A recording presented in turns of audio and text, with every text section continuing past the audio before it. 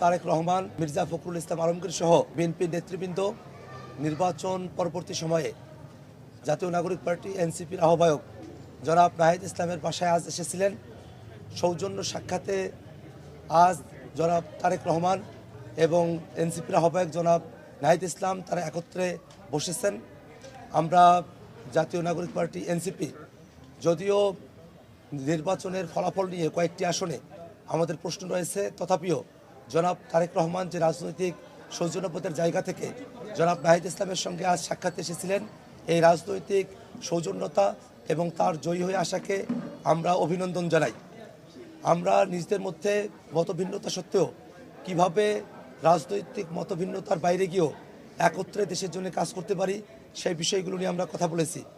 বাংলাদেশের সংস্কারের যে প্রশ্ন, সেই প্রশ্নকে কিভাবে সুরাহা করা যায় এবং বিচারের যে প্রশ্ন, সেই বিষয়গুলো নিয়ে আমরা নিজেদের মধ্যে কথা বলেছি। আজকে জনাব তারেক রহমান এবং জনাব নাহিদ ইসলাম বাংলাদেশ জাতীয়তাবাদী দল বিএনপি এবং জাতীয় নাগরিক পার্টি এনসিপির মধ্যকার আজকের এই নির্বাচন পরবর্তী সৌজন্যমূলক সাক্ষাৎ বাংলাদেশের রাজনৈতিক সংস্কৃতিতে একটা পরিবর্তনের আভাস আমাদেরকে দেয়। আমরা মনে প্রাণে চাই এই বাংলাদেশ রাষ্ট্রে আমাদের রাজনৈতিক মতভিন্নতা থাকবে, রাজনৈতিক কর্মসূচি আলাদা হবে, রাজনৈতিক বক্তব্য আলাদা হবে, কিন্তু দেশের প্রশ্নে বাংলাদেশের সকল রাজনৈতিক দল আমরা একত্রিত থেকে একসাথে আমরা বাংলাদেশের প্রশ্নে আমরা সিদ্ধান্তগুলো গ্রহণ করতে পারবো। সে ধরনের একটা পরিবেশ বাংলাদেশে অটুট থাকবে, সেটাই আমাদের প্রত্যাশার জায়গা।